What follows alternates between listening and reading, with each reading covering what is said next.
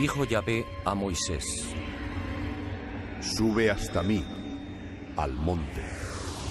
Quédate allí y te daré las tablas de piedra, la ley y los mandamientos que tengo escritos para su instrucción.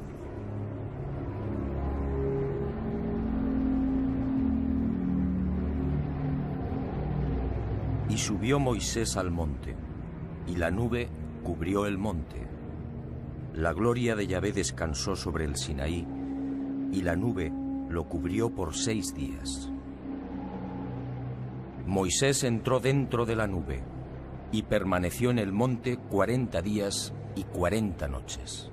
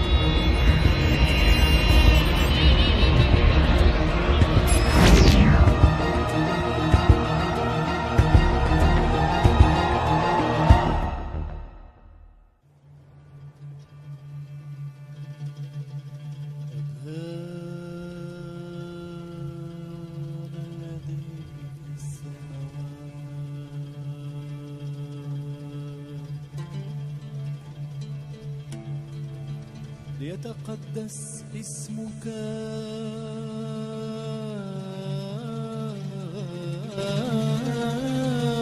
لتكن مشيئتك أبدا الذي في السماوات.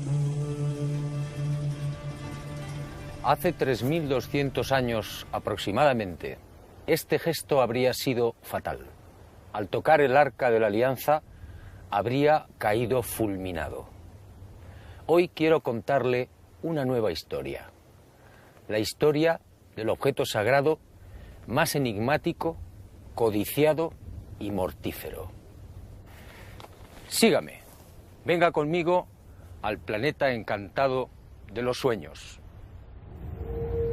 Y Yahvé habló a Moisés y le dijo: Harás un arca de madera de acacia de 2 codos y medio de largo, codo y medio de ancho y codo y medio de alto. La revestirás de oro puro, por dentro y por fuera la revestirás. Harás también varales de madera de acacia que revestirás de oro, y los pasarás por las anillas de los costados del arca para transportarla. Los varales deben quedar en las anillas del arca y no se sacarán de allí. Y en el arca pondrás el testimonio que yo te voy a dar. La península del Sinaí. Más de 62.000 kilómetros cuadrados estratégicamente situados entre África y Asia. Un desierto sofocante, habitado por 200.000 personas, la mayoría beduinos, y gobernado por la cadena montañosa del Sinaí, el desierto del Éxodo. Un vasto complejo granítico en el que se alcanzan 50 y 60 grados Celsius durante el día y hasta 20 grados bajo cero durante la noche. Un macizo desnudo antaño poblado por el leopardo y por el que serpentean los caminos más antiguos del mundo. Aquí, en la llamada Montaña de Dios, en este lugar emblemático para judíos y cristianos, nace la historia del Arca de la Alianza. Un objeto cuya pista se ha perdido y que, sin embargo, continúa levantando polémica. Un objeto santo que llegaría a provocar más de 1 millón de muertos. Una historia repleta de dudas, leyendas y contradicciones. Sabemos muy poco de ella, pero lo que conocemos es tan fantástico como terrorífico. No pretendo desvelar su misterio. ¿Quién podría hacerlo? Me limitaré a contar lo más sobresaliente de aquella increíble aventura.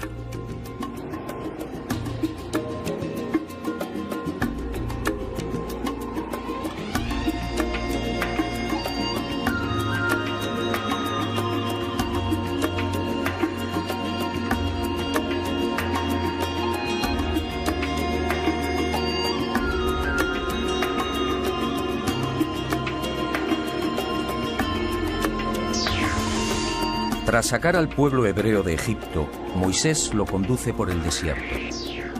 En las cercanías del Sinaí, Besalel y sus artesanos construyen el arca. Y Moisés guarda en ella los 10 mandamientos, las tablas de piedra de la ley. Y empiezan los prodigios.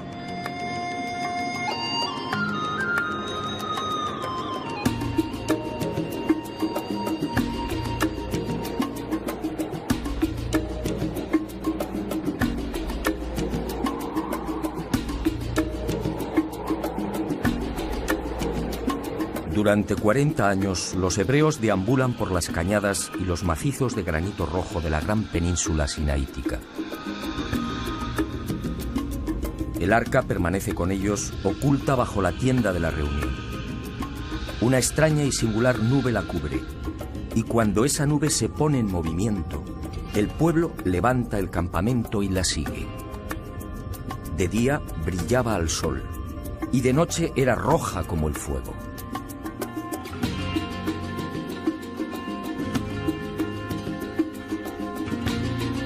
Y el arca, asegura la tradición rabínica, tenía incluso la virtud de volar. Y así lo hacía cuando Moisés lo solicitaba.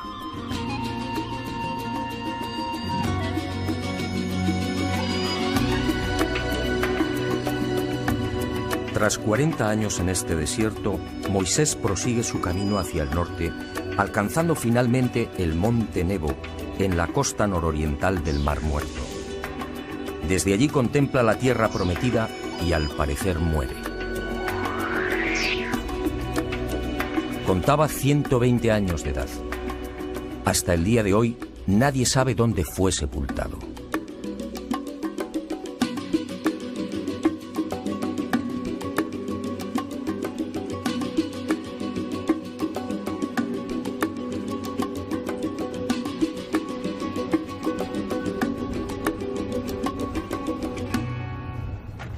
A partir de este lugar, el Arca de la Alianza volvería a cobrar un especial protagonismo. El pueblo hebreo estaba a punto de asistir a todo un gran prodigio. Sígame y juzgue por sí mismo.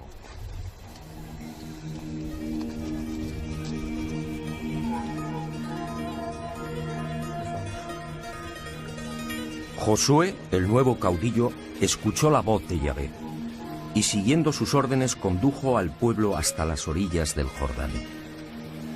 El arca fue alzada sobre los hombros de los sacerdotes y marchó a la cabeza de los hebreos. Y al tocar las aguas, el río se detuvo. Y dice el libro de Josué: las aguas que bajaban de arriba se detuvieron y formaron un solo bloque a gran distancia, mientras que las que bajaban hacia el mar de la sal se separaron por completo, y el pueblo pasó frente a Jericó. Los sacerdotes que llevaban el arca de la alianza de Yahvé se estuvieron a pie firme, en seco, en medio del Jordán, mientras que todo Israel pasaba en seco hasta que toda la gente acabó de pasar el Jordán. Y cuenta la Biblia que por delante del pueblo cruzaron unos 40.000 guerreros armados, dispuestos al combate y hacia la llanura de Jericó. Y me pregunto, ¿cuánto pudo durar el milagro?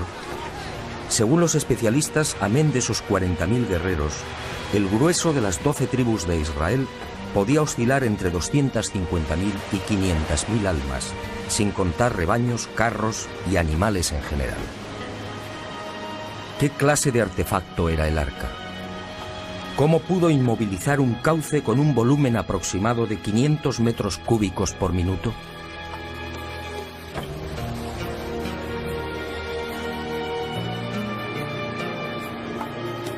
Algunos exégetas tratan de explicar el prodigio, afirmando que el corte de las aguas fue provocado por un seísmo que taponó el río con los bloques de marga existentes en la zona de Adam. El razonamiento no es convincente, ya que según el libro de Josué, las aguas volvieron a correr cuando el arca salió del cauce. Y con toda razón, al conocer la extraordinaria noticia, reyes y súbditos de la vieja Palestina se estremecieron. Y Yahvé consiguió un doble efecto: impresionar una vez más a su pueblo y minar la moral de los cananeos, los legítimos propietarios de una tierra que estaba a punto de ser expoliada.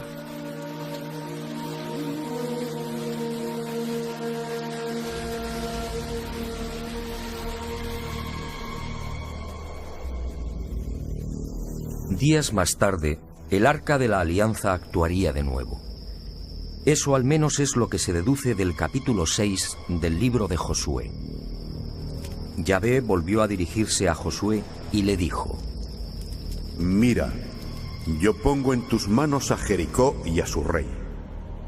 Vosotros, valientes guerreros, todos los hombres de guerra, rodearéis la ciudad dando una vuelta alrededor.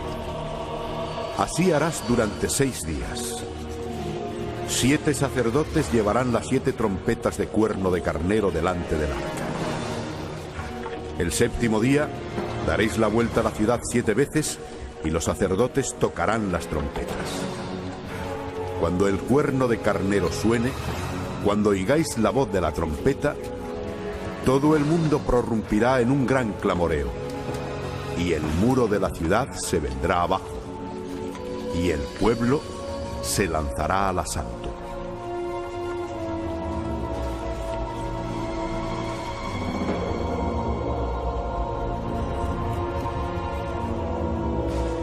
Y así fue. Los altos y robustos muros cayeron, y miles de personas, incluyendo niños, mujeres y ancianos, fueron pasadas a cuchillo. Y el pueblo hebreo, una vez más, quedó sobrecogido ante el mortífero poder del arca. Y durante algo más de un siglo, el Arca de la Alianza quedaría en el olvido. Fue hacia el año 1000 a.C. cuando la misteriosa caja de madera y oro entra de nuevo en escena. ¿Y de qué forma? Los filisteos, el mítico pueblo llegado del mar y que en aquel tiempo ocupaba las costas de Israel, desafiaron al rey David. Las batallas se sucedieron y en una de ellas, ante la gravedad de la situación, los hebreos, recordando las antiguas hazañas del arca, optaron por sacarla del santuario de Siloé, donde había permanecido largo tiempo. Esta vez, sin embargo, los designios de Yahvé eran otros. El ejército israelita fue derrotado y ante el asombro de todos, la temida arca cayó en poder de los filisteos. Y el pueblo hebreo vivió uno de los momentos más trágicos de su historia. Pero el arca no había perdido su poder, y los filisteos supieron de su fuerza destructiva. Las ciudades de Asdod, Gat y Ecrón resultarían asoladas por sendas plagas de ratas y tumores. 7 meses duró la tragedia, y los filisteos, comprendiendo, tomaron la decisión de deshacerse del arca. La colocaron sobre un carro y los bueyes, sin conductor, tiraron de ella. Y el arca fue a detenerse en Bet-Semes, un pueblo hebreo. Pero el sanguinario Yahvé no había dicho la última palabra. La alegría de los hebreos duraría poco. El arca fue depositada sobre una gran piedra. Y una noche, movidos por la curiosidad, algunos de los jóvenes burlaron la vigilancia y abrieron el arca. Y miraron en su interior. Yahvé entonces desató su cólera. Y un fuego implacable terminó con la vida de los habitantes de Bet-Semes. En total, 50.070 víctimas. En 1930, una expedición arqueológica dirigida por Robertson y Plogai descubriría en Bet-Semes miles de esqueletos calcinados. Cuando visitamos las ruinas, hubo algo que me llamó la atención. Muchas de las piedras aparecían extrañamente carbonizadas.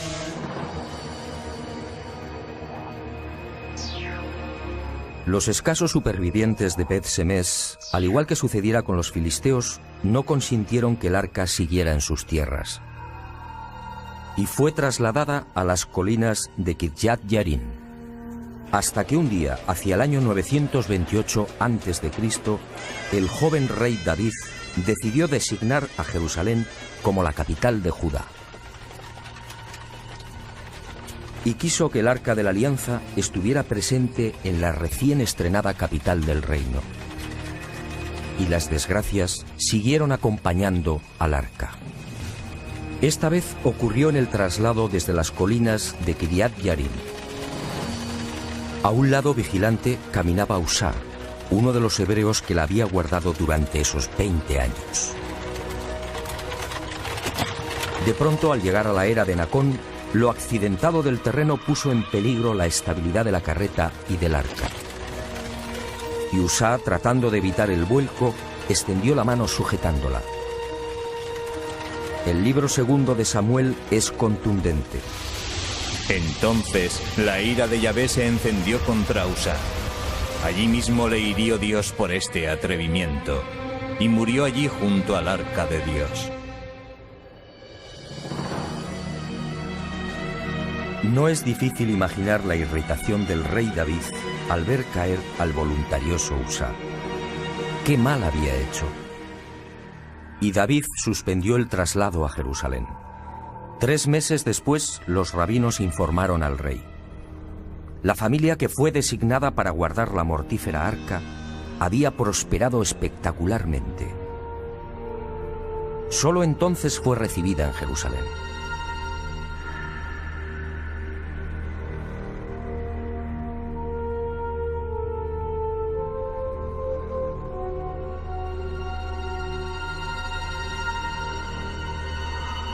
Y ahí comienza la última y decisiva etapa del Arca de la Alianza, la más oscura y enigmática.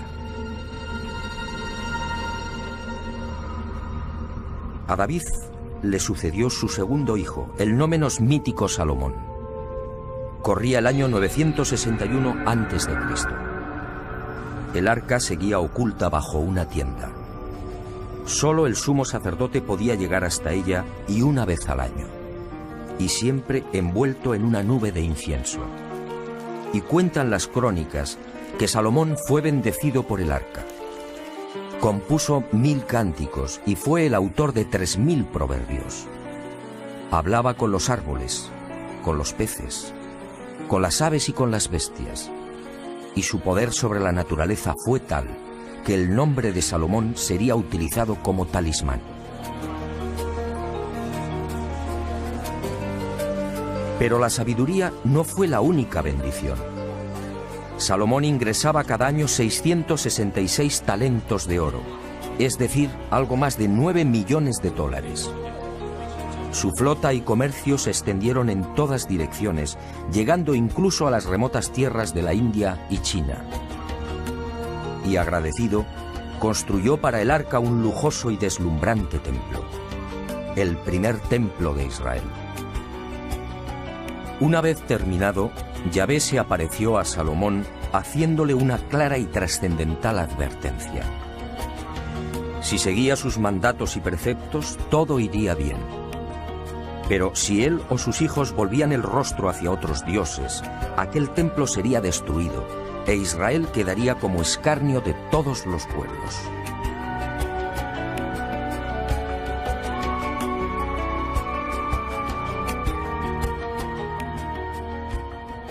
Quiero que preste especial atención a esta advertencia de Yahvé al rey Salomón. En mi opinión, la clave para entender el destino final del Arca de la Alianza. Un destino muy distinto al que nos han contado.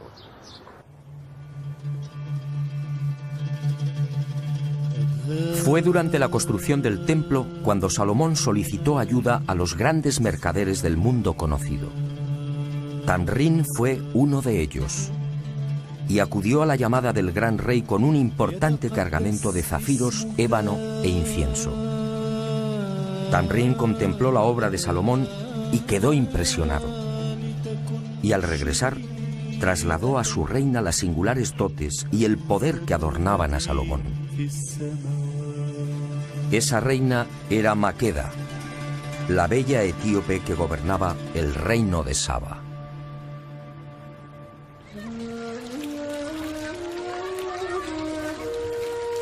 La reina de Saba no lo dudó. Su país era rico en especias y resinas aromáticas como el incienso y la mirra, y quiso fortalecer las relaciones comerciales con el poderoso vecino del norte. Esa en realidad fue la razón principal que movió a la joven virgen a viajar hasta Jerusalén. Un viaje de 2.500 kilómetros. Un dato que dice mucho sobre el coraje y la fuerte personalidad de la reina de Saba. Maqueda también quedó deslumbrada. Y esa misma leyenda tomada de la Gloria de los Reyes, el libro que narra la épica nacional etíope, nos dice que al final de su estancia en Jerusalén, Maqueda fue seducida por el mujeriego Salomón. Y Maqueda parte hacia Saba sin saber que está embarazada. Antes de abandonar Jerusalén, Salomón le hace entrega de un anillo y le dice: si tuvieras un hijo mío, envíamelo. Si porta este anillo, sabré que yo soy su padre. El niño creció y al llegar a los 18 años, Maqueda lo envía ante Salomón. Y Salomón le da un nuevo nombre, David, en memoria de su abuelo. Y llega el día de la despedida. Salomón decide que el hijo de Maqueda sea escoltado hasta Saba por 1 millar de jóvenes, hijos de los principales dignatarios de Israel.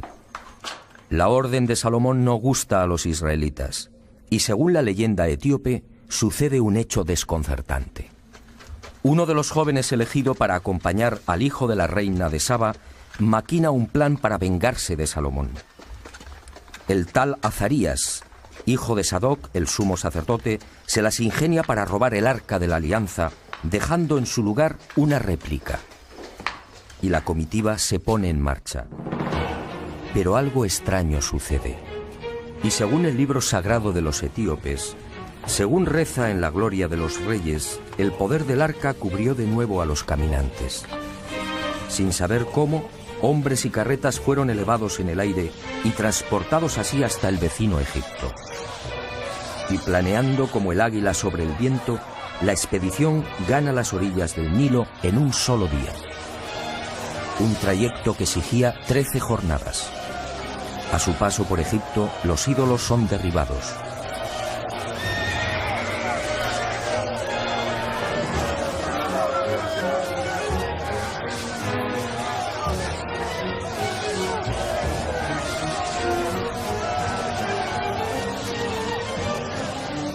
Finalmente, el poder del arca los deposita en el corazón del reino de Saba.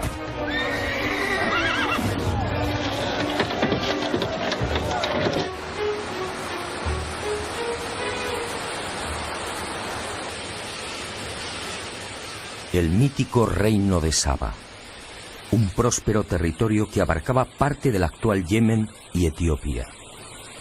El mítico país de Pun, descrito en los papiros egipcios, en la geografía de Ptolomeo y en los libros de Mani, el príncipe persa.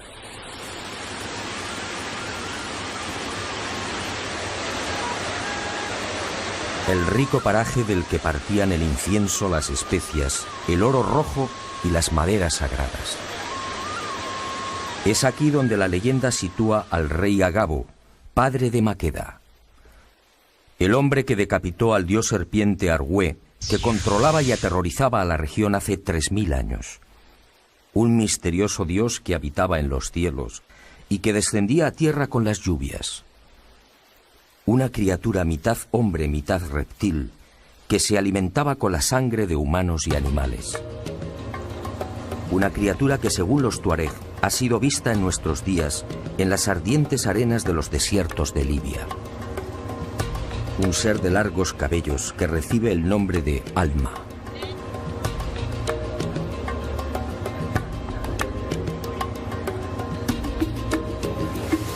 Los cristianos etíopes se aferran a la leyenda y aseguran que el arca, una vez en el reino de Saba, fue escondida en un viejo monasterio en la orilla oriental del lago Tana.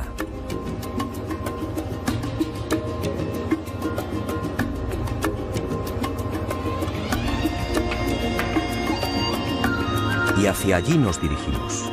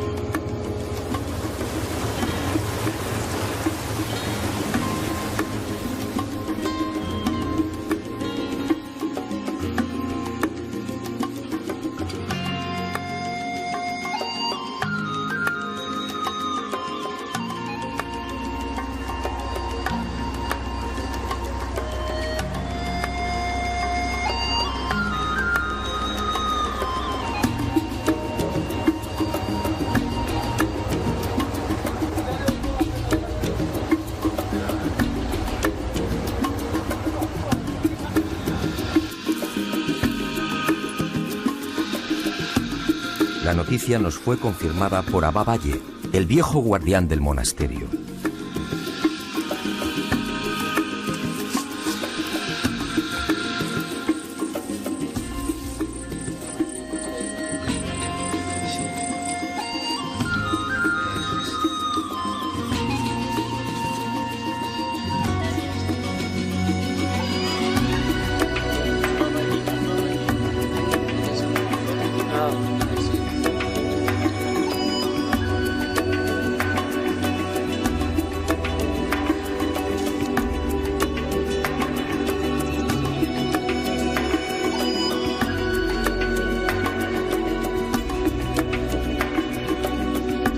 Y aquí permaneció durante 1100 años hasta que el rey Ezanas se convirtió al cristianismo en el 303 de nuestra era.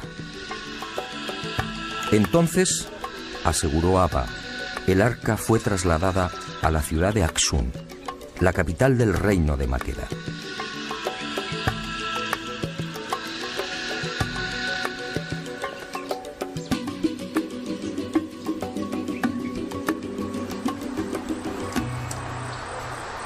Hoy muy pocos dan crédito a la visión del arca volando sobre Israel y Egipto. Es casi seguro que se trata de una leyenda, una bella e imposible leyenda. Pero aquí en Etiopía, en el lago Tana, los cristianos consideran este tema todo un dogma, un asunto de fe. Sígame y juzgue por sí mismo.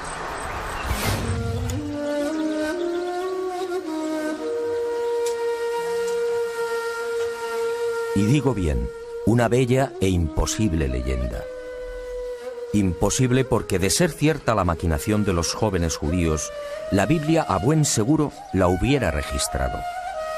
El robo del arca de la alianza, como sucedió en el caso de los filisteos, habría llenado de amargura al pueblo hebreo. Y Salomón hubiera perseguido a los profanadores hasta el fin del mundo.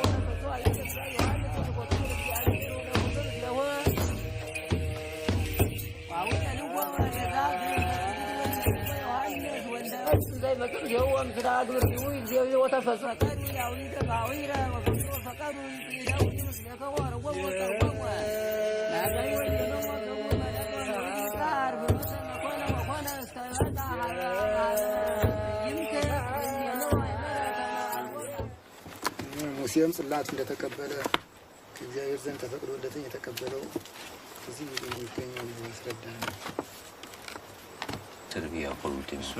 ይሄ ደግሞ ነገስት ልባላም የሚባለው። La investigación, por supuesto, no fue sencilla. Los propios etíopes aparecen divididos a la hora de fijar el itinerario que siguió el arca desde su hipotética llegada al reino de Saba. Para algunos, la joven reina Maqueda, al recibir a su hijo y a los 1000 dignatarios judíos, eligió una fortaleza que llevaba su nombre para guardar y custodiar el preciado tesoro. Ese lugar era conocido como Dabra Maqueda, y la reina, según la gloria de los reyes, protegió el arca con 300 soldados.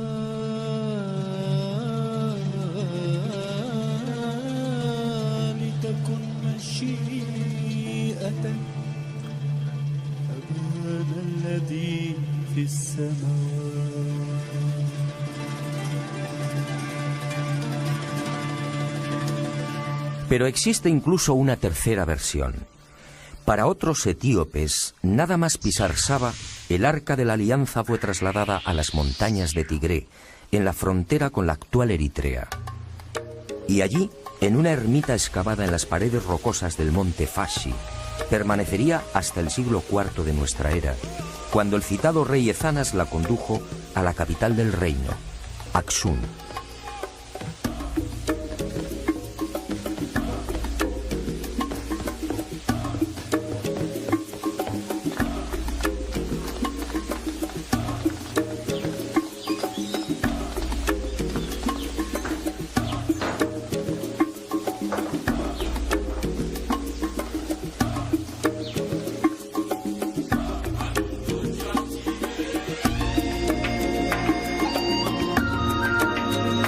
Según esta versión, en la región de Tigres sobrevivieron los descendientes de aquellos 1000 jóvenes israelitas que escoltaron el arca robada y al joven hijo de Maqueda.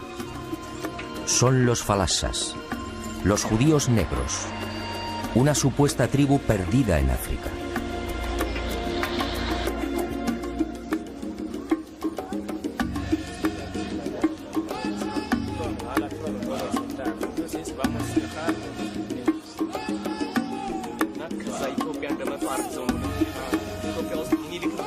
Unos etíopes que conservan buena parte del ritual y de los preceptos de Moisés. Unas gentes que se autodenominan Betá Israel, la casa de Israel.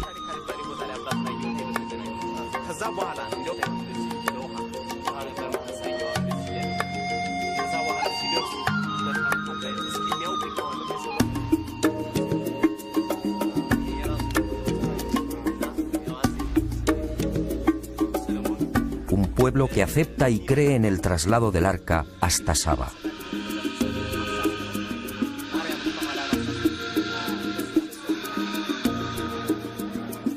Y así nos lo confirmaron. Para ellos no hay la menor duda. El arca y las tablas están en Etiopía.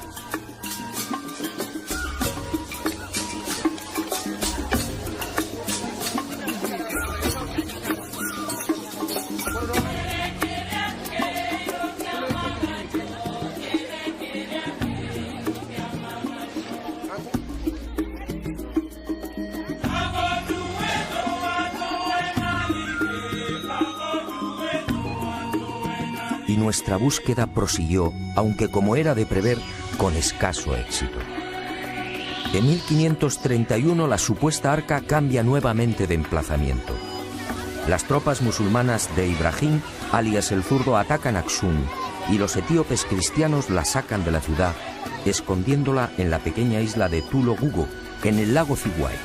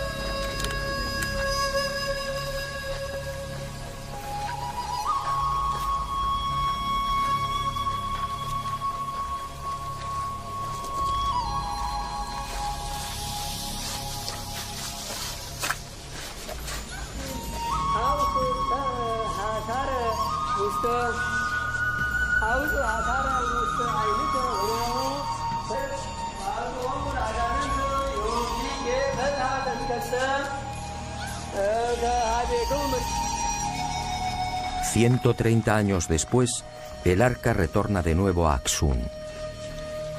Y allí continúa según los etíopes.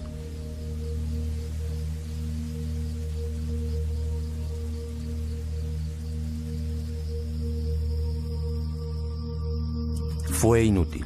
En toda nuestra aventura por Etiopía no conseguimos una sola pista sólida y fiable. El arca, dicen, está aquí, pero nadie la ha visto. Todo son conjeturas, sospechas. Todo es fe. Una fe, eso sí, capaz de levantar iglesias como las de la Libela.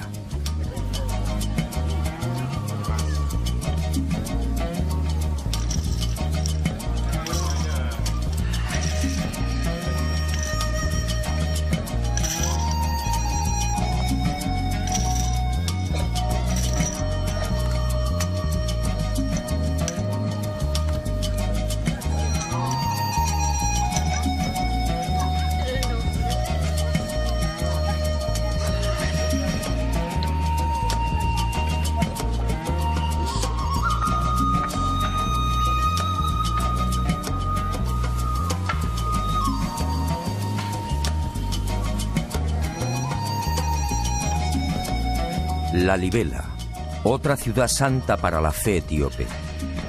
Sus 12 iglesias excavadas en la toba volcánica hace 800 años son otras tantas oraciones en piedra. La tradición asegura que fueron talladas por el emperador Lalibela después de un viaje milagroso por el aire hasta Jerusalén. Por eso rezar, vivir o morir en Lalibela es todo un seguro de salvación. Lalibela para los etíopes cristianos es la segunda Jerusalén. Así lo acreditan nombres como Betania, Gólgota, Río Jordán o Monte de los Olivos.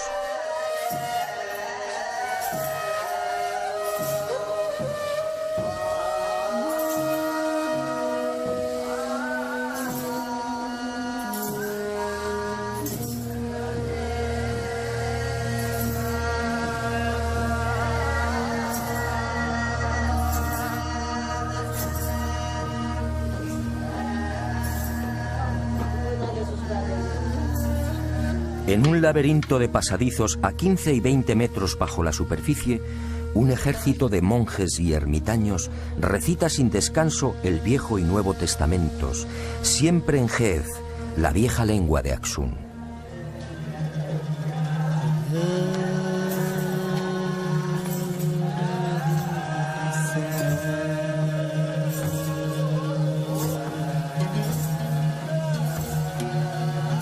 ليتقدس اسمك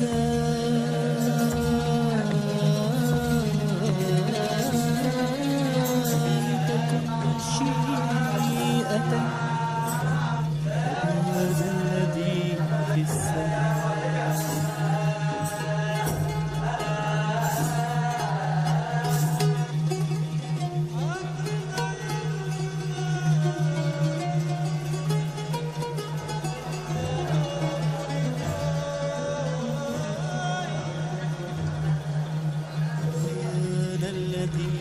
Y ha sido justamente esa fe la que ha mantenido a Etiopía frente al hambre, las guerras y la desolación.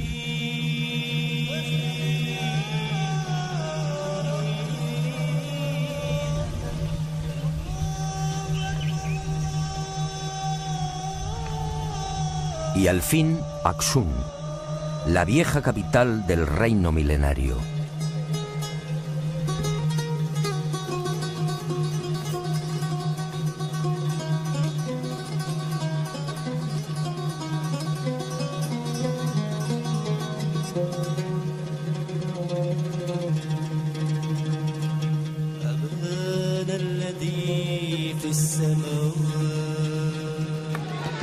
En la actualidad, Aksum es un lugar tranquilo y agrícola, sin casi memoria de su antiguo esplendor.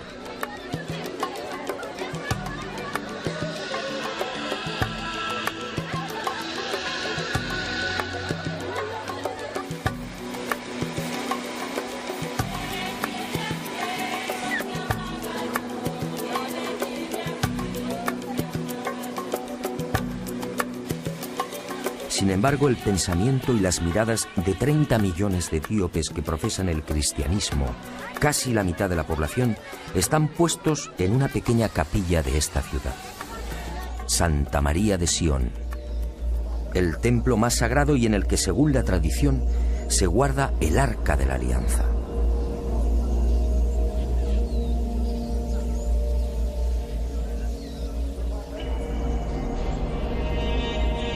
Un arca que nadie puede ver, Un arca custodiada día y noche por un monje, el abad Tekelu, que no permite que se le fotografíe. Hablamos con el abad Mekonnen, custodio de los tesoros de Santa María de Sion, pero fue inútil.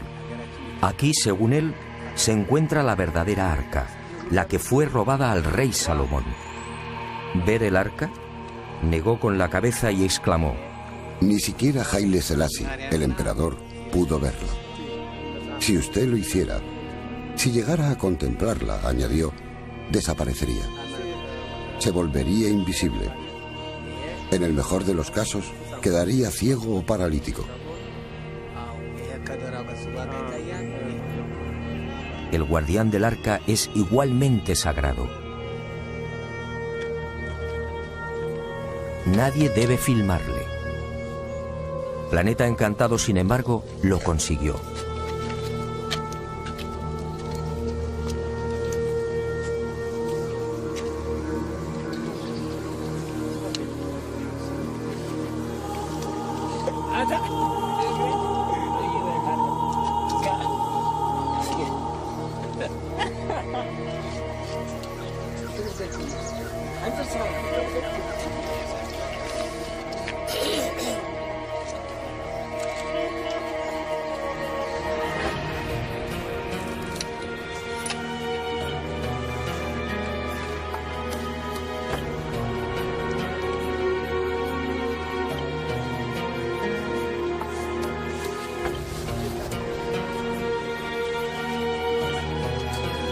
Y después de 3 días de paciente espera, nuestras cámaras lograron sorprenderlo junto a la reja que cierra el pequeño santuario.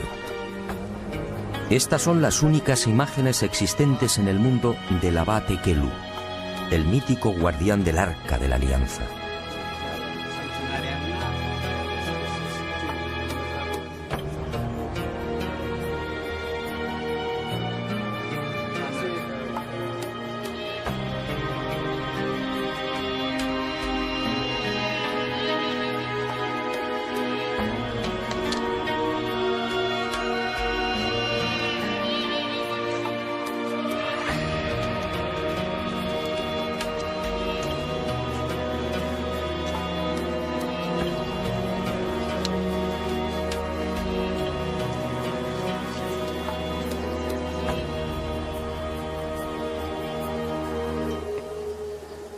Es preciso ser sincero.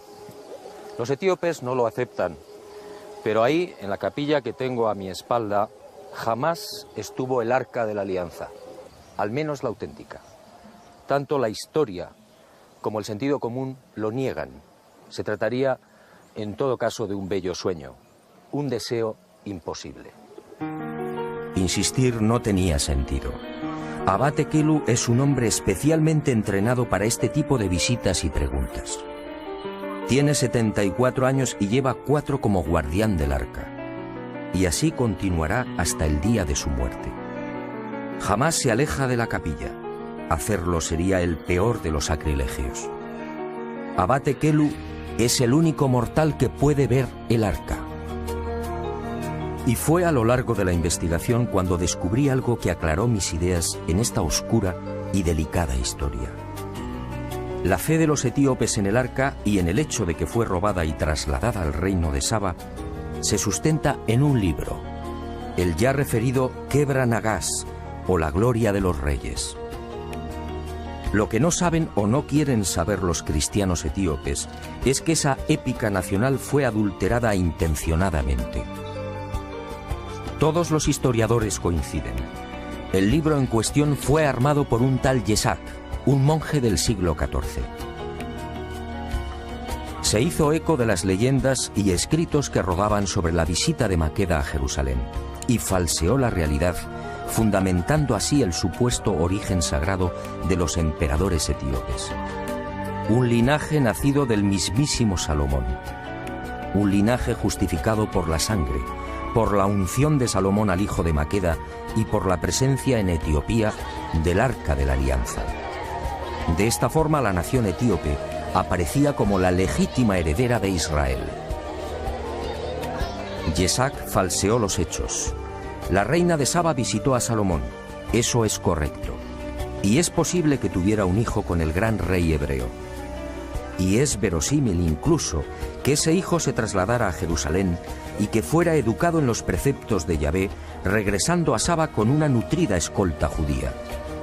Lo que no es creíble es que 4 jovencitos pudieran penetrar en el Sancta Sanctorum del templo y robar el arca. En aquel tiempo, de los 18.000 sacerdotes y levitas que atendían el culto, alrededor de 300 permanecían permanentemente en el interior del templo, sin contar el servicio de vigilancia exterior. Nadie, judío o gentil, hubiera podido llegar siquiera a las escalinatas que conducían al Santo de los Santos. ¿Qué fue entonces lo que pudo suceder? Cabe la posibilidad de que Salomón obsequiara al hijo de Maqueda con una copia del arca. Y esa réplica, en efecto, llegó a Saba. Eso fue todo. El resto es leyenda y, como decía, manipulación pura y dura. La presencia del arca en Etiopía, en suma, no resiste el menor análisis histórico.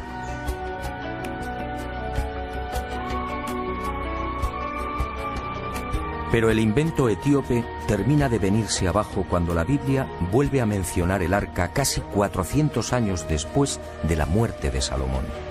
En el libro segundo de los Macabeos se rompe el largo silencio y el autor Jasón de Cirene explica cómo la sagrada caja de acacia y oro es puesta a salvo de la invasión persa por el profeta Jeremías.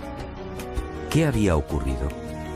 ¿Qué fue de la terrorífica arca tras la muerte de Salomón en el año 922 a.C.?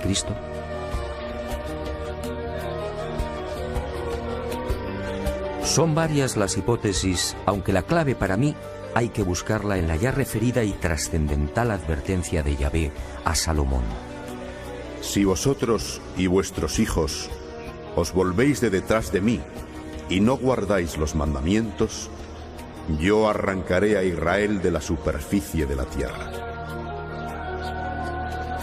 Y el mujeriego Salomón olvidó las palabras de Yahvé. Y cuenta el libro primero de los Reyes que, llegada a la ancianidad, el sabio y poderoso rey se dejó tentar por sus mujeres, adorando a los ídolos y construyendo incluso un altar a Quemos, una de las divinidades de Moab. Y el implacable Yahvé cumplió su amenaza. Tras la muerte de Salomón todo fue confusión, guerras y dolor. Una situación caótica que culminaría con el asedio de Jerusalén por las tropas de Nabucodonosor II en la primavera del 587 a.C. La ciudad santa fue tomada y el templo arrasado, y 830 familias judías fueron deportadas a Babilonia. Y surge la gran pregunta: si la terrorífica Arca de la Alianza había sido utilizada a lo largo de la historia para combatir a los enemigos de Israel, ¿por qué no fue empleada contra la invasión persa?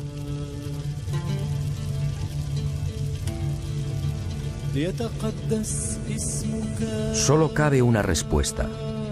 El arca no estaba en el Santo de los Santos. Alguien muy oportunamente se la había llevado.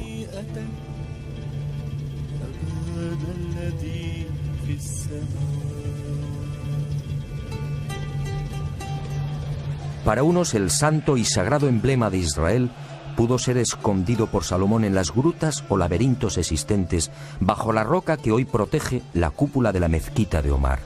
Para otros expertos, basándose en el mencionado libro segundo de los Macabeos, fue Jeremías quien, tras recibir una revelación divina, entra en el templo y conduce el arca hasta el monte Nebo, escondiéndola en una gruta y evitando así que cayera en manos de los persas. ¿Sigue oculta en las entrañas del monte Nebo? ¿La devolvió Jeremías o sus sucesores a la ciudad de Jerusalén? Si fue así, ¿la ocultaron de nuevo bajo la gran roca? Esta es la tesis defendida hoy por buena parte de los sabios y rabinos judíos. Y esta justamente la razón más importante y secreta por la que Jerusalén jamás será devuelta a los palestinos. Y usted se preguntará con razón: ¿sigue el arca en este lugar después de 2500 años? Permítame que le lea un breve pasaje del libro de Ezequiel, capítulo 20, versículos 18 y 19. Dice así: La gloria de Yahvé salió de sobre el umbral de la casa y se posó sobre los querubines. Los querubines desplegaron sus alas y se elevaron del suelo ante mis ojos, y las ruedas con ellos. ¿No será, como dice el profeta Ezequiel, que la terrorífica arca fue sacada del templo por el propio Yahvé? ¿No será que la misteriosa caja de madera y oro abandonó la tierra hace 2500 años? ¿No será que el arca, como Yahvé, solo son un recuerdo al que se aferran las religiones y los fanáticos? ¿No será que el tiempo del sanguinario Yahvé ha pasado?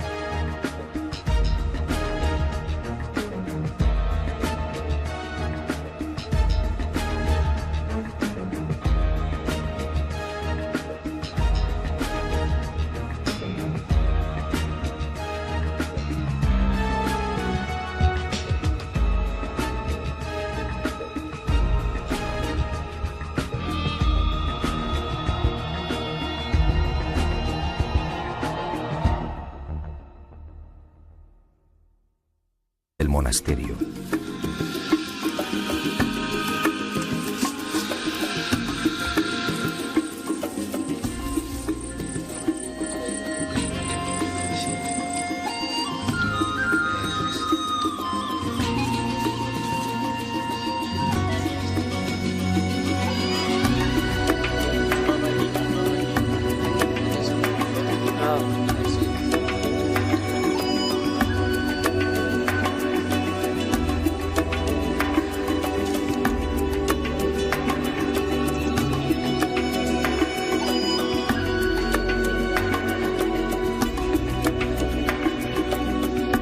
Y aquí permaneció durante 1100 años hasta que el rey Ezanas se convirtió al cristianismo en el 303 de nuestra era. Entonces, aseguró Abba, el arca fue trasladada a la ciudad de Aksum, la capital del reino de Makeda.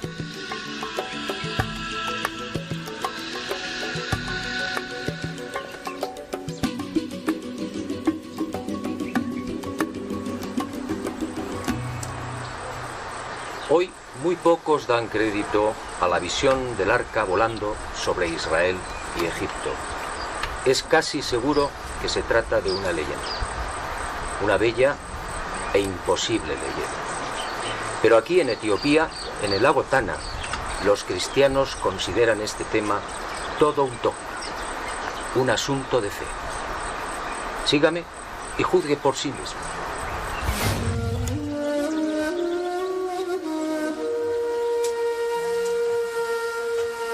Y digo bien, una bella e imposible leyenda. Imposible porque, de ser cierta la maquinación de los jóvenes judíos, la Biblia a buen seguro la hubiera registrado. El robo del Arca de la Alianza, como sucedió en el caso de los filisteos, habría llenado de amargura al pueblo hebreo. Y Salomón hubiera perseguido a los profanadores hasta el fin del mundo.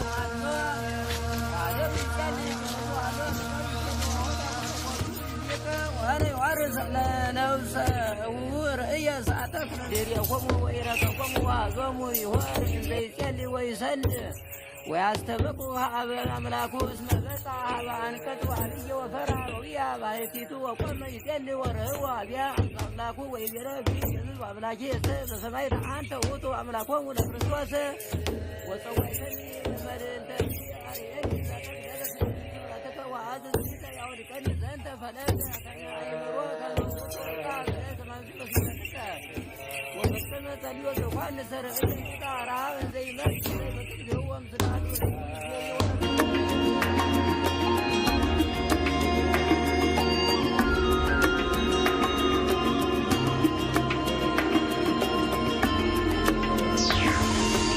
Tras sacar al pueblo hebreo de Egipto, Moisés lo conduce por el desierto. En las cercanías del Sinaí, Besalel y sus artesanos construyen el arca. Y Moisés guarda en ella los 10 mandamientos, las tablas de piedra de la ley. Y empiezan los prodigios.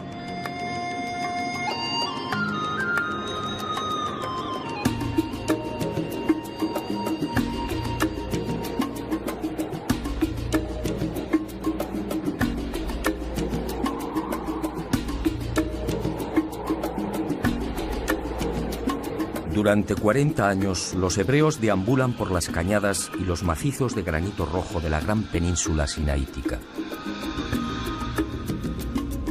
El arca permanece con ellos, oculta bajo la tienda de la reunión. Una extraña y singular nube la cubre, y cuando esa nube se pone en movimiento, el pueblo levanta el campamento y la sigue. De día brillaba al sol, y de noche era roja como el fuego.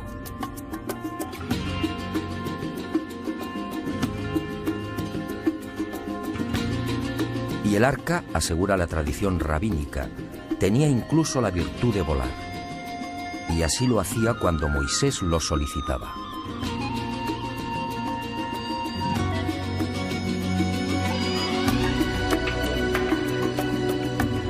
Tras 40 años en este desierto, Moisés prosigue su camino hacia el norte, alcanzando finalmente el monte Nebo, en la costa nororiental del Mar Muerto.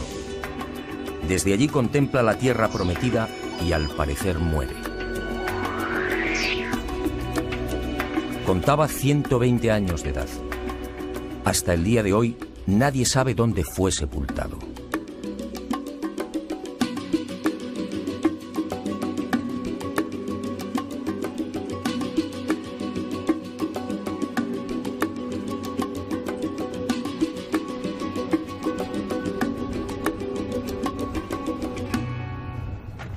A partir de este lugar, el Arca de la Alianza volvería a cobrar un especial protagonismo. El pueblo hebreo estaba a punto de asistir a todo un gran prodigio. Sígame y juzgue por sí mismo.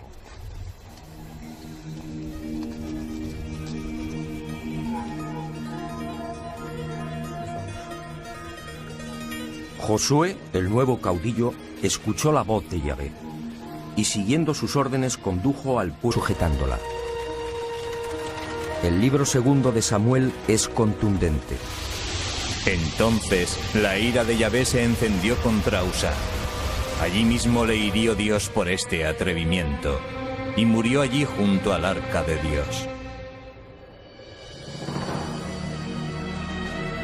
No es difícil imaginar la irritación del rey David al ver caer al voluntarioso Usa. ¿Qué mal había hecho? Y David suspendió el traslado a Jerusalén. 3 meses después, los rabinos informaron al rey.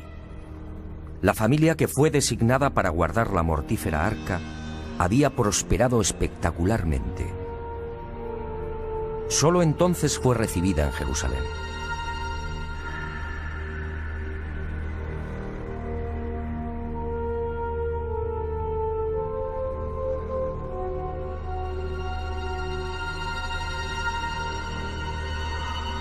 Y ahí comienza la última y decisiva etapa del Arca de la Alianza, la más oscura y enigmática.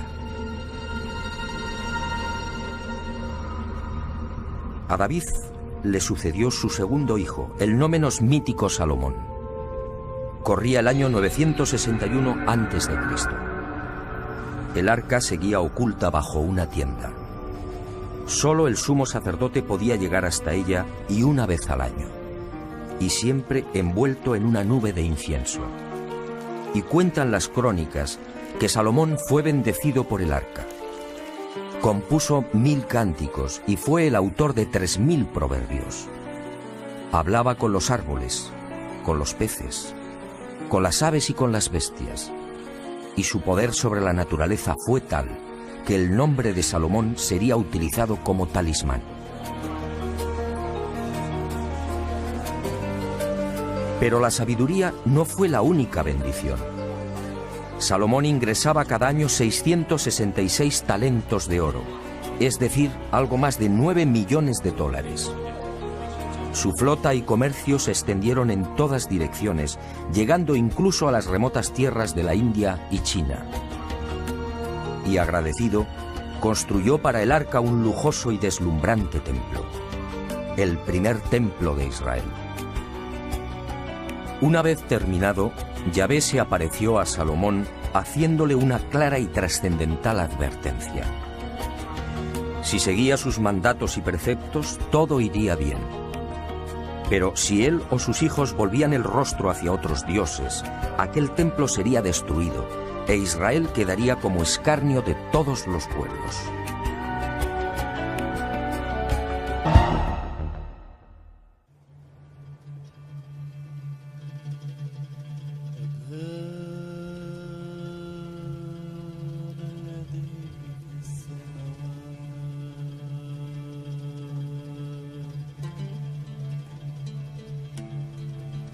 ليتقدس اسمك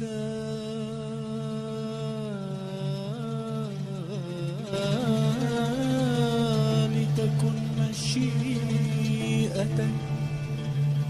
أبدا الذي في السماوات. Hace 3200 años aproximadamente, este gesto habría sido fatal. Al tocar el arca de la alianza, habría caído fulminado. Hoy quiero contarle una nueva historia. La historia del objeto sagrado más enigmático, codiciado y mortífero. Sígame, venga conmigo al planeta encantado de los sueños. Y Yahvé habló a Moisés y le dijo: Harás un arca de madera de acacia de 2 codos y medio de largo, codo y medio de ancho y codo y medio de alto. La revestirás de oro puro, por dentro y por fuera la revestirás. Harás también varales de madera de acacia que revestirás de oro, y los pasarás por las anillas de los costados del arca para transportarla. Los varales deben quedar en las anillas del arca y no se sacarán de allí. Y en el arca pondrás el testimonio que yo te voy a dar. La península del Sinaí. Más de 62.000 kilómetros cuadrados estratégicamente situados entre África y Asia. Un desierto sofocante habitado por 200.000 personas, la mayoría beduinos, y gobernado por la cadena montañosa del Sinaí, el desierto del Éxodo. Un vasto complejo granítico en el que se alcanzan 50 y 60 grados Celsius durante el día y hasta 20 grados bajo cero durante la noche. Un macizo desnudo antaño poblado por el leopardo y por el que serpentean los caminos más antiguos del mundo.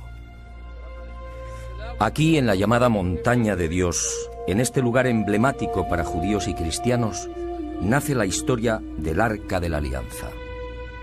Un objeto cuya pista se ha perdido y que, sin embargo, continúa levantando polémica. Un objeto santo que llegaría a provocar más de 1 millón de muertos.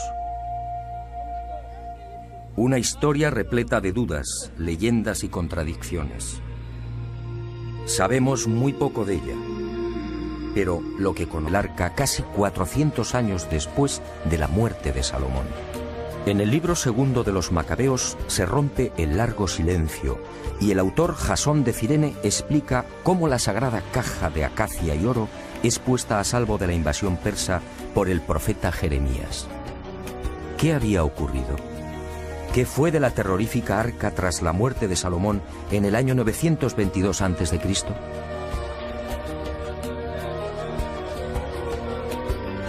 Son varias las hipótesis, aunque la clave para mí hay que buscarla en la ya referida y trascendental advertencia de Yahvé a Salomón. Si vosotros y vuestros hijos os volvéis de detrás de mí y no guardáis los mandamientos, yo arrancaré a Israel de la superficie de la tierra. Y el mujeriego Salomón olvidó las palabras de Yahvé.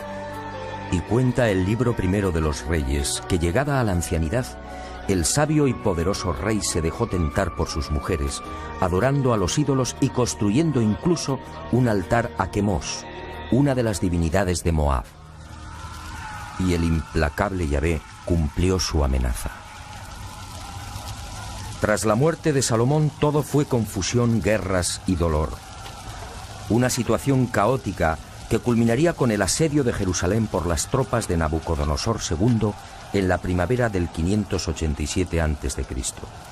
La ciudad santa fue tomada y el templo arrasado, y 830 familias judías fueron deportadas a Babilonia.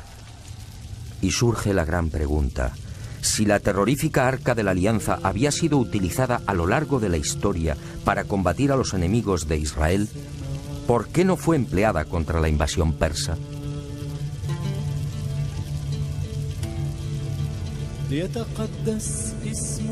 Solo cabe una respuesta. El arca no estaba en el Santo de los Santos. Alguien muy oportunamente se la había llevado.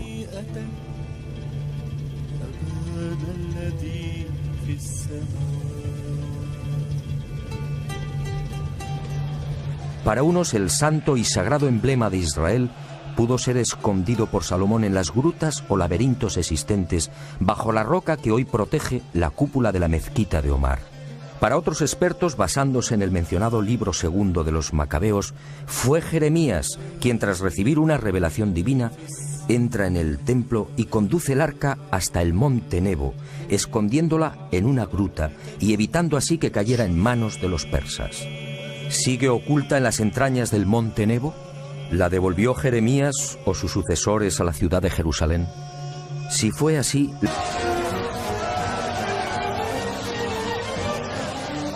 finalmente el poder del arca los deposita en el corazón del reino de Saba.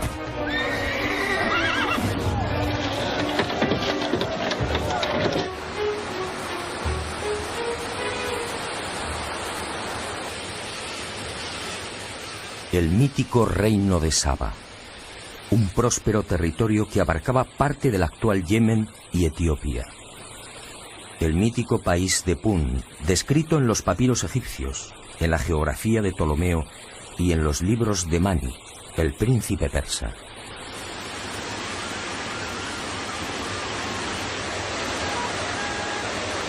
El rico paraje del que partían el incienso, las especias, el oro rojo y las maderas sagradas. Es aquí donde la leyenda sitúa al rey Agabo, padre de Maqueda, el hombre que decapitó al dios serpiente Argüé, que controlaba y aterrorizaba a la región hace 3000 años. Un misterioso dios que habitaba en los cielos y que descendía a tierra con las lluvias. Una criatura mitad hombre, mitad reptil, que se alimentaba con la sangre de humanos y animales. Una criatura que, según los tuareg, ha sido vista en nuestros días en las ardientes arenas de los desiertos de Libia. Un ser de largos cabellos que recibe el nombre de Alma.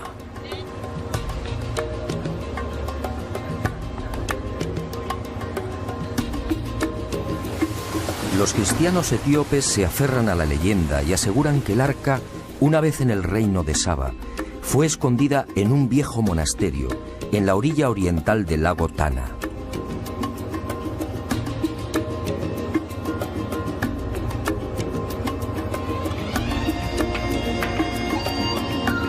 Y hacia allí nos dirigimos.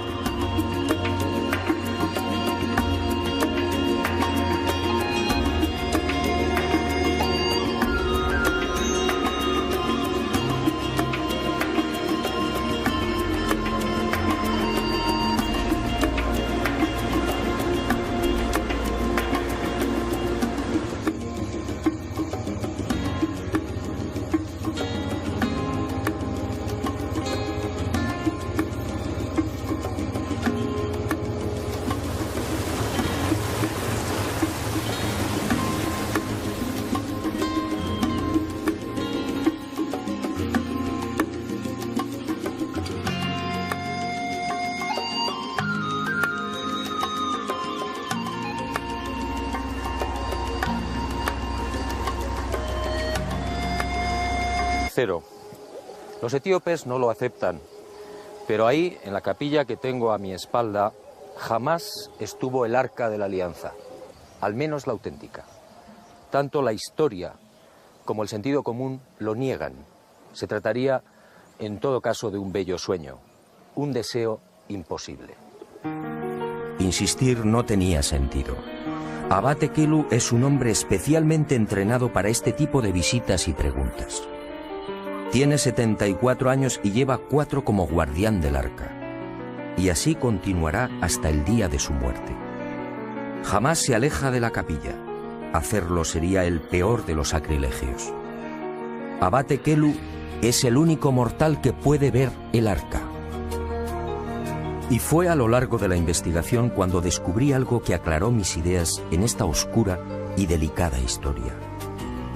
La fe de los etíopes en el arca y en el hecho de que fue robada y trasladada al reino de Saba se sustenta en un libro, el ya referido Kebra Nagás, o la gloria de los reyes.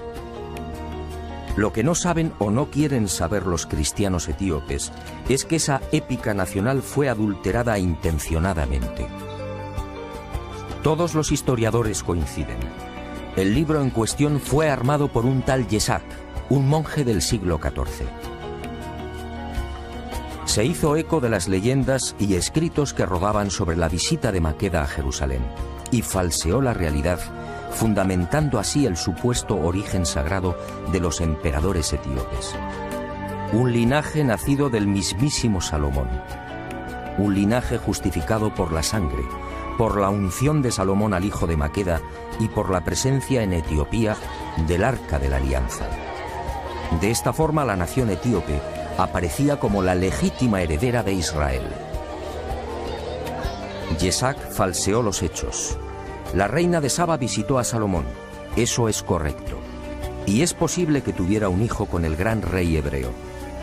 Y es verosímil incluso que ese hijo se trasladara a Jerusalén y que fuera educado en los preceptos de Yahvé, regresando a Saba con una nutrida escolta judía. Lo que no es creíble es que 4 jovencitos pudieran penetrar en el Sancta Sanctorum del templo y robar el arca. En aquel tiempo, de los 18.000 sacerdotes y levitas que atendían el culto, alrededor de 300 permanecían permanentemente en el interior del templo, sin contar el servicio de vigilancia exterior. Nadie, judío o gentil, hubiera podido llegar siquiera a las escalinatas que conducían al Santo de los Santos. ¿Qué fue entonces lo que pudo suceder? Cabe la hasta 20 grados bajo cero durante la noche. Un macizo desnudo, antaño poblado por el leopardo y por el que serpentean los caminos más antiguos del mundo. Aquí, en la llamada Montaña de Dios, en este lugar emblemático para judíos y cristianos, nace la historia del Arca de la Alianza. Un objeto cuya pista se ha perdido y que, sin embargo, continúa levantando polémica. Un objeto santo que llegaría a provocar más de 1 millón de muertos. Una historia repleta de dudas, leyendas y contradicciones. Sabemos muy poco de ella, pero lo que conocemos es tan fantástico como terrorífico. No pretendo desvelar su misterio. ¿Quién podría hacerlo? Me limitaré a contar lo más sobresaliente de aquella increíble aventura.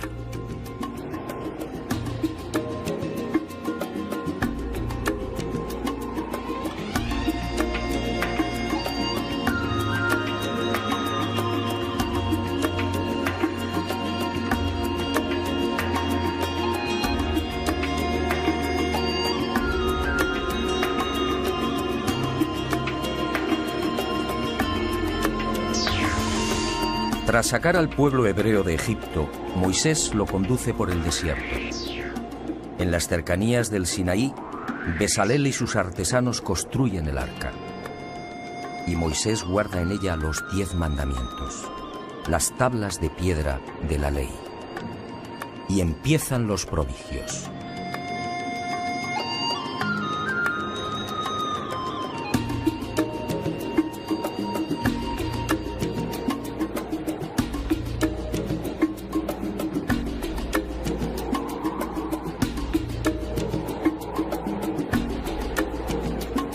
Durante 40 años, los hebreos deambulan por las cañadas y los macizos de granito rojo de la gran península sinaítica.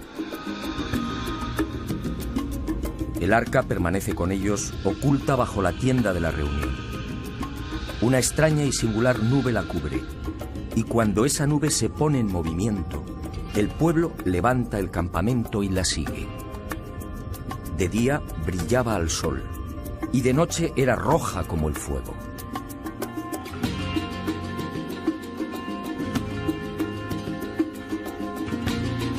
Y el arca, asegura la tradición rabínica, tenía incluso la virtud de volar.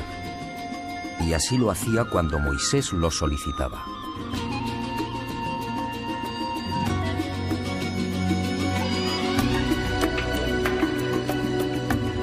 Tras 40, la vieja lengua de Axum.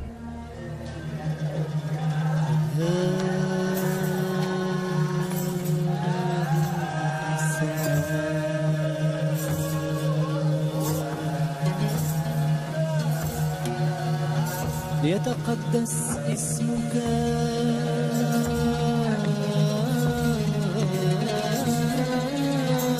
لتكن مشيئتك هذا الذي في السماء.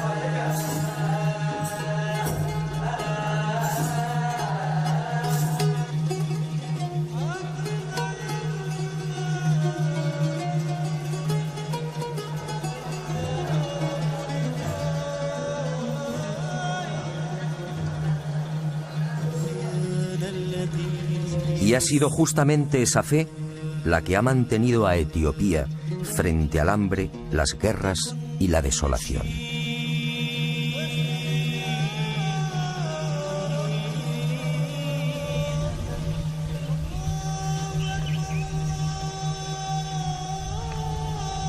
Y al fin, Axum, la vieja capital del reino milenario.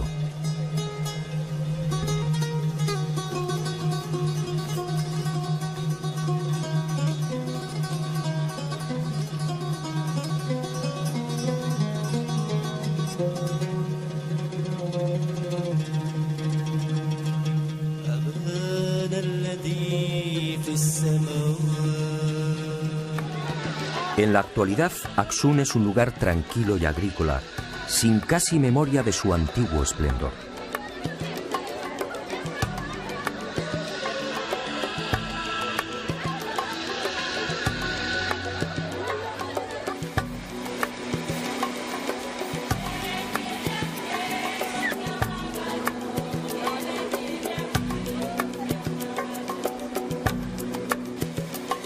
Sin embargo, el pensamiento y las miradas de 30 millones de etíopes que profesan el cristianismo, casi la mitad de la población, están puestos en una pequeña capilla de esta ciudad.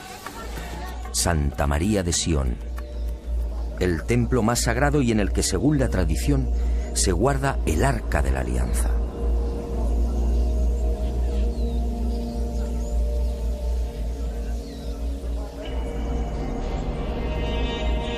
Un arca que nadie puede ver.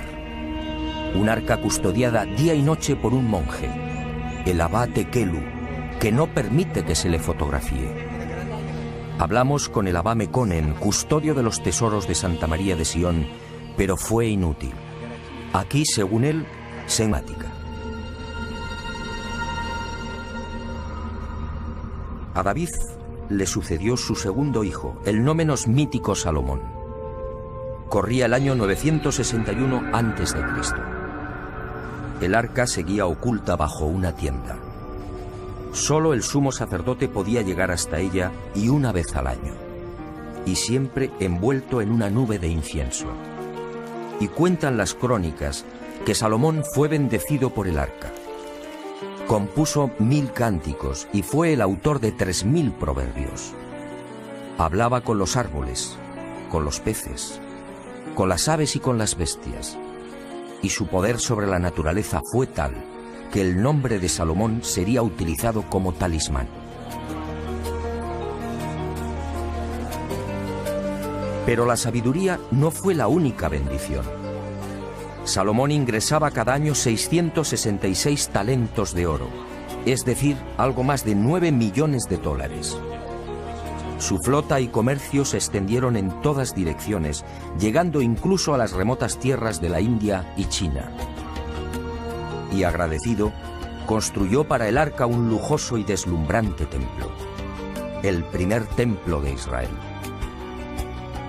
Una vez terminado, Yahvé se apareció a Salomón haciéndole una clara y trascendental advertencia. Si seguía sus mandatos y preceptos, todo iría bien.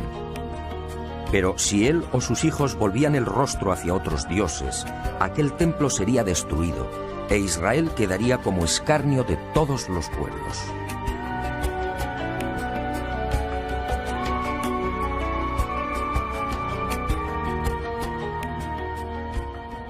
Quiero que preste especial atención a esta advertencia de Yahvé al rey Salomón. En mi opinión, la clave para entender el destino final del Arca de la Alianza. Un destino muy distinto al que nos han contado.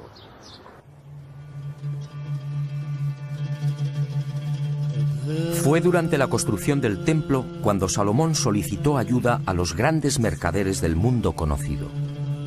Tamrín fue uno de ellos y acudió a la llamada del gran rey con un importante cargamento de zafiros, ébano e incienso. Tamrín contempló la obra de Salomón y quedó impresionado. Y al regresar, trasladó a su reina las singulares dotes y el poder que adornaban a Salomón. Esa reina era Maqueda, la bella etíope que gobernaba el reino de Saba.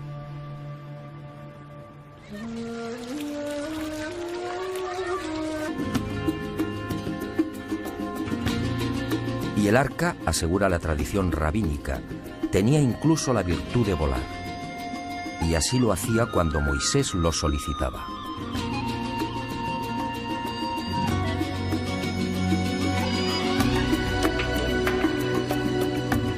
Tras 40 años en este desierto, Moisés prosigue su camino hacia el norte, alcanzando finalmente el monte Nebo, en la costa nororiental del Mar Muerto. Desde allí contempla la tierra prometida y al parecer muere. Contaba 120 años de edad. Hasta el día de hoy, nadie sabe dónde fue sepultado.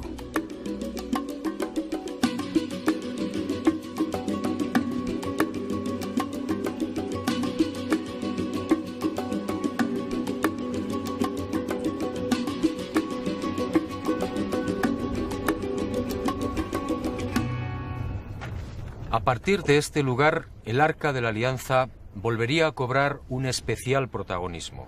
El pueblo hebreo estaba a punto de asistir a todo un gran prodigio.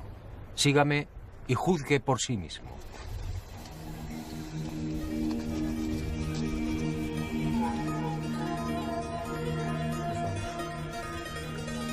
Josué, el nuevo caudillo, escuchó la voz de Yahvé y siguiendo sus órdenes condujo al pueblo hasta las orillas del Jordán. El arca fue alzada sobre los hombros de los sacerdotes y marchó a la cabeza de los hebreos. Y al tocar las aguas, el río se detuvo. Y dice el libro de Josué: las aguas que bajaban de arriba se detuvieron y formaron un solo bloque a gran distancia, mientras que las que bajaban hacia el mar de la sal se separaron por completo, y el pueblo pasó frente a Jericó. Los sacerdotes que llevaban el arca de la alianza de Yahvé se estuvieron a pie firme, en seco, en medio del Jordán, mientras que todo Israel pasaba en seco hasta que toda la gente acabó de pasar el Jordán. Y cuenta la Biblia que por delante del pueblo cruzaron unos 40.000 guerreros armados, dispuestos al combate y hacia la llanura de Jericó. Y me pregunto, ¿cuánto pudo durar el milagro? Según los especialistas, amén de esos 40.000 guerreros, el grueso de las 12 tribus de Israel podía oscilar entre 250.000 y 500.000 almas, sin contar rebaños, carros y animales en general. ¿Qué clase de artefacto era el arca? ¿Cómo pudo inmovilizar un cauce con un volumen aproximado de 500 metros cúbicos por minuto? Cambia nuevamente de emplazamiento. Las tropas musulmanas de Ibrahim, alias el zurdo, atacan Aksum y los etíopes cristianos la sacan de la ciudad, escondiéndola en la pequeña isla de Tulo Gugo, en el lago Ziguay.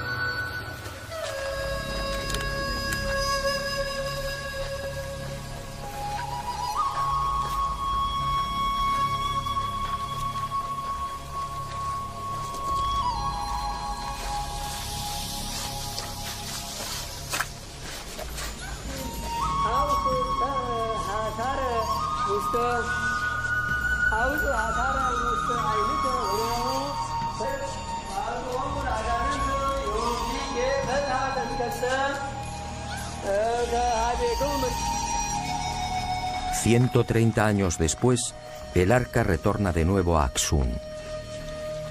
Y allí continúa según los etíopes.